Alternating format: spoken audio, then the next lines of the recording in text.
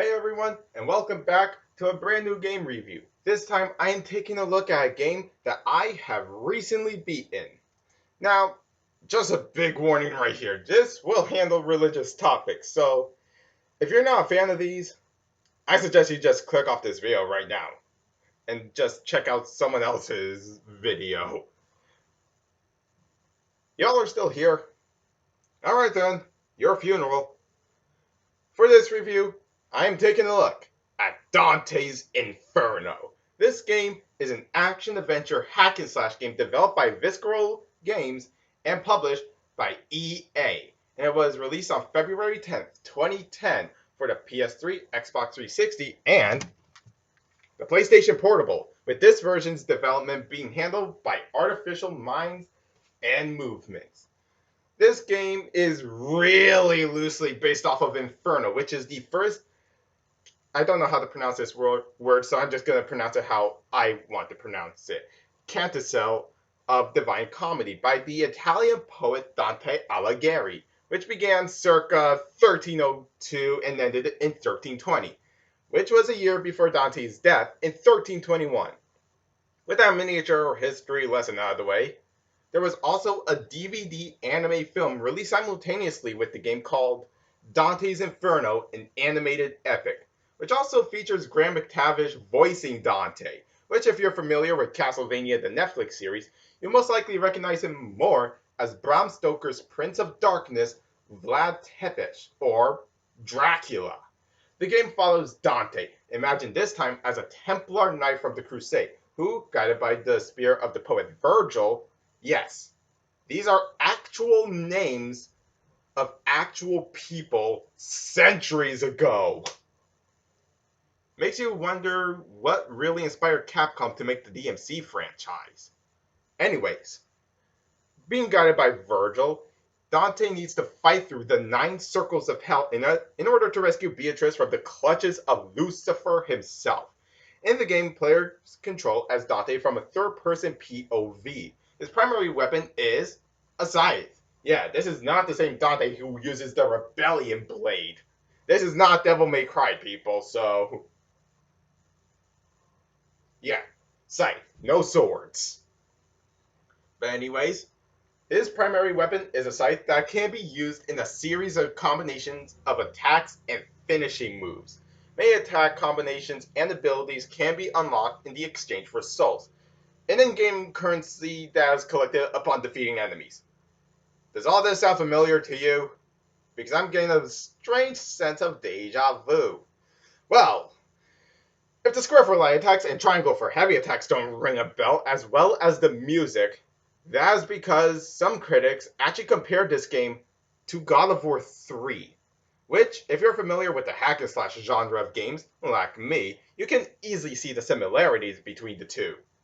This game also gained a bit of controversy because in October of 2009, it was announced that the game would include a PS3 trophy and an Xbox 360 achievement entitled Bad Nanny, which is awarded to players for killing monsters resembling children, supposedly the lost souls of unbaptized infants. This sparked a massive conflict with the International Nanny Association, or the INA for short, in which they encouraged supporters to oppose the game. The INA also claimed that the achievement is offensive to real nannies, and that it also... I can't believe I have to say this.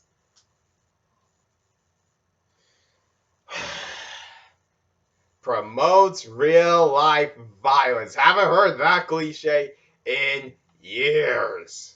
And I mean years. Anyways, the INA asked the ESRB themselves to omit the reward and elements of infant violence.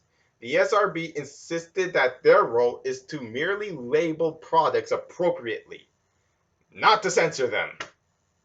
So, their request could not be met and Dante's Inferno was released with the Bad Nanny achievement intact.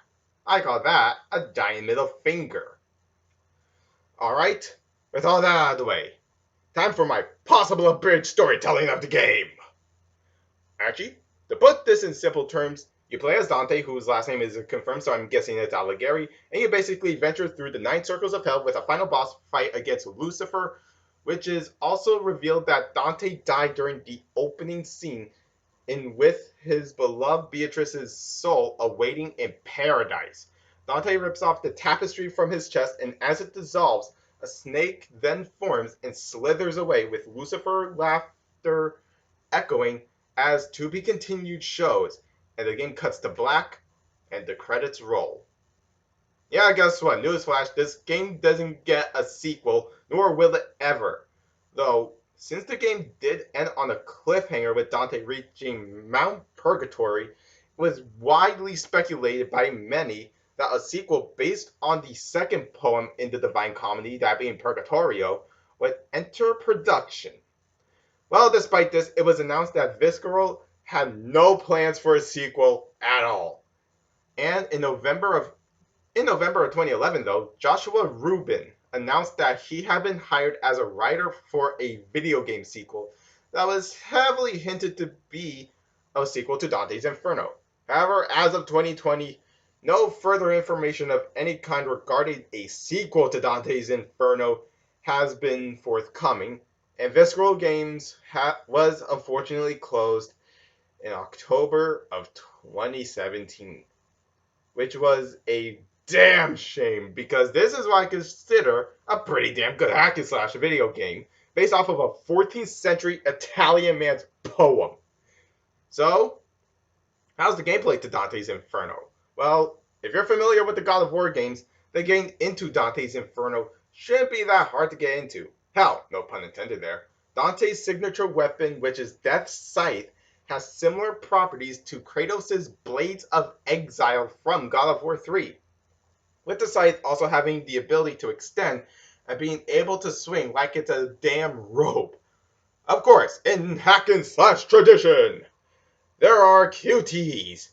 But one thing that is unique to Inferno is the ability to either punish or absolve the sinners that you meet along the journey through the 9 circles.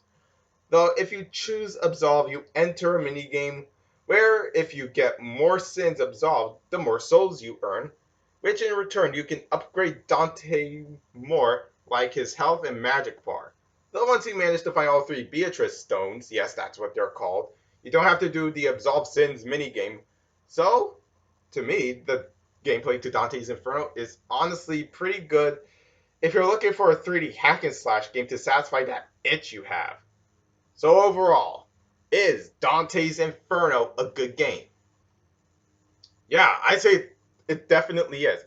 I'm actually really curious how people seem to have forgotten about this game, much like what Joshua Scorcher said in his top 10 video games we all forgotten about video. Overall, I'm giving Dante's Inferno an 8.5 out of 10. This game I can easily recommend to anyone if they're looking for a hack and slash game to satisfy that itch of theirs, or if someone is curious how a video game adaptation of Inferno would be like. As for the animated film, I'm also giving it a 5.10. If someone wants an abridged version of the game, and if someone wants to listen to Dracula slay the armies of hell. Now, I have a question for you all. Did you play Dante's Inferno and watch the animated film? And could you recommend either of them to a friend? Leave your answers in the comments below. Give this video a like if you enjoyed it, and follow me on Twitter, Instagram, and GameJolt. Links are down below as always. I've been Horror Kid, and remember, stay safe, stay awesome. Do not hog all the toilet paper or hand sanitizer, and have a great damn day. Thanks for watching, and take care, everyone.